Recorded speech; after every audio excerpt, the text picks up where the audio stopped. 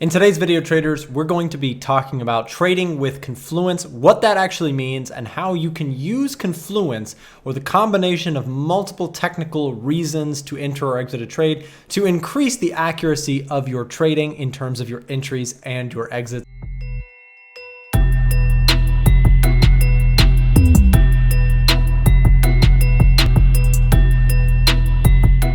Hey traders, welcome back to the channel. Hope you're having a fantastic day. If you don't know me already, my name is Nick, and I share all sorts of Forex educational content as well as analysis and research that I do here in the currency market on this YouTube channel for free. I do ask that if my content is helpful to you, make sure to subscribe down below and also give this video a thumbs up if it is helpful to you. So we're talking today about the concept of Confluence trading. And basically what Confluence means is it's lining up multiple technical reasons for entering or exiting a trade so that you have a higher chance of success by combining multiple different reasons for entry or exit. And so what I mean by that is there's all these different technical viewpoints. There's all these different ideas of how you can enter and exit the market. Some of them are technical, some of them are actually also fundamental. So you have technicals, meaning things like support and resistance, Fibonacci, moving averages, right? Price action. Those are your technical ideas. And then you have fundamentals like, interest rates or a wide arrangement of different things, GDP numbers, CPI numbers, all the different fundamental sides as well. So what we're going to be talking about today is we have all these different bits of information around us to decide whether or not we should make trades. Well, the idea of Confluence trading is saying, okay, you know what? The market doesn't necessarily move from one reason. It's not one specific reason for why a market decides to trend to the upside or trend to the downside. It's a collection of a lot of different things that are lining up in some cases to indicate where a market may or may not go next, right? So when we have all these different variables, all these different pieces of information, the idea here is we're going to try and combine as many things as we can to increase the probability of success. So we mentioned some technical analysis components. Let's talk about some of the basic ones. For example, if we have something like moving averages, right? I like something like the 200 SMA. Okay, the 200 SMA is a very simple concept of it's basically just a simple moving average of the last 200 candles for the chart that you're looking at. And what we get with the 200-day SMA is we usually get this kind of long, slow moving average that trails price. So for example, if we have a market that's moving like this, the 200 period, let's say it's the red here, it might look something like this, right? It's kind of a moving average that tracks and steadily kind of follows along with price. Well, what this can tell us is it might tell us a little bit about the long-term trend, but it doesn't exactly tell us exactly when we should get in and out of the market. So this is where maybe we use other components as well. So again, we mentioned that, for example, the 200 SMA is a simple way to track the long-term trend of a market. So you can use multiple things. We have an SMA, right? Simple moving average, and let's say we're using the 200. I'm just using an example. But we also have things that I like support and resistance, okay?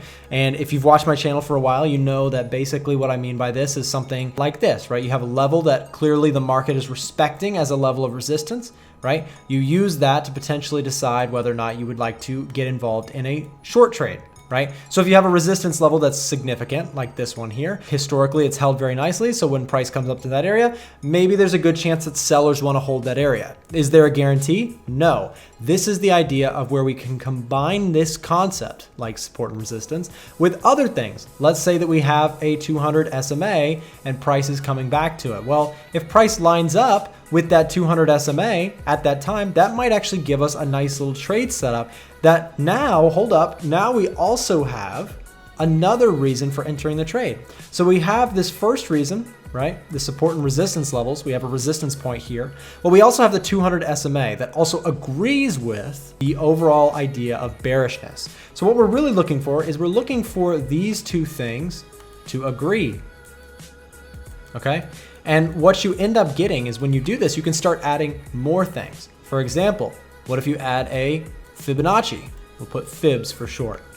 Well, if you draw a fib line and it lines up nicely with this concept, well, you could get another confluence level. And now the idea here is that you actually even have a third leg, right? So a third component or reason for entering the trade. And by stacking these things together, we ideally can increase the success rate of an entry or an exit, right? So you can flip this and do it all on the way out, right? So let's say that for the reasoning behind exiting a trade, you say, well, maybe price has returned to a moving average, or there's no longer as much validity to this trade because of some fundamental shift, right? We didn't even get into the idea of using fundamentals. What if we tack on here that, for a simple example, maybe let's do it, we're doing longer term swing trading and we're looking for interest rates, right, to be rising or falling steadily over time. And when we see that, there's a fundamental reason here for one currency to either continue to rise or continue to fall. Let's say also we have things like swap rates, right? If you don't know what that basically is, when you hold certain currencies against another one, the higher paying interest rate can net you a gain for holding that over time. So the idea here is that you could also combine some sort of fundamental concepts to your trading as well. Whatever your strategy ends up being, the idea here is that with Confluence trading, we can combine multiple things, string them together, have them agree, and ultimately take trades that are more likely to succeed because of it. Now, the thing is, when you combine more and more things, the more things that you add on, the more complex this actually becomes, because now you have to check a lot more whenever you enter a trade. Let's say that you have 5 things, right? Let's say that ultimately you have 5 things that you require, right? 5 check marks, we'll say. Well, what this is going to do, it's going to decrease your trading or your number of trades, right? Now, this is not necessarily a bad thing. This actually could be a good thing. Sometimes people have the struggle of over trading, right? Well, if you say I need 5 check marks on my Confluence concept here to enter a trade, well, that might be a good number for you. But for me, I find that the more that you get, right, once you get past kind of 3 reasons, the market doesn't present you very many trade opportunities if you're being strict with your rules, right? So the idea here is that if you try and count out 5 confluence factors, that might be tough to get enough trades. But if that's what you're looking for, if you're looking for a very specific trade setup, maybe you go for 5. For me, I like to look for 3. 3 is kind of my magic number. Again, at the end of the day, make your own decisions. But my concept here is with 3, I get a strict enough strategy approach where I'm getting enough trades, but I'm also getting trades that agree on a couple different variables. For example, let me give you a very simple concept. Let's say that you like to trade break and retest levels, okay? So what you might do is you might be looking for a level to hold as a resistance. Let's say previous resistance turns to support, right? Maybe that's your first one. So you need to see this. You need to start to see a pullback, right? And let's say that you also say it needs to break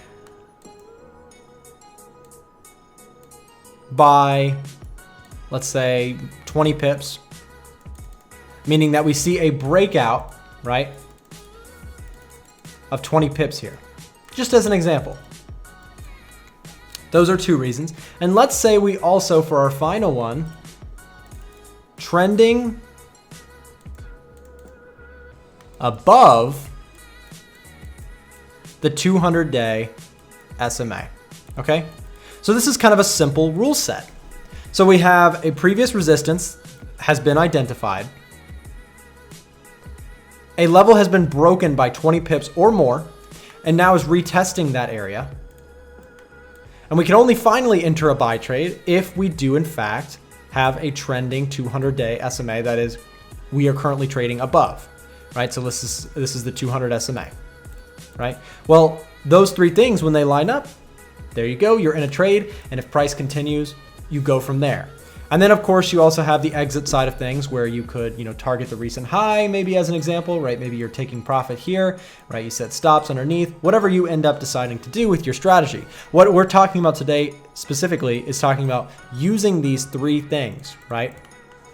Combining multiple things in our favor to increase the chance of success on our entries. So this has kind of been an example, guys. I hope this was helpful to you. If it was, make sure you like the video down below and also subscribe if you're new, if you would like more free Forex content, and check us out on Instagram as well at TraderNickFX. Guys, thank you so much for watching. We'll see you next time.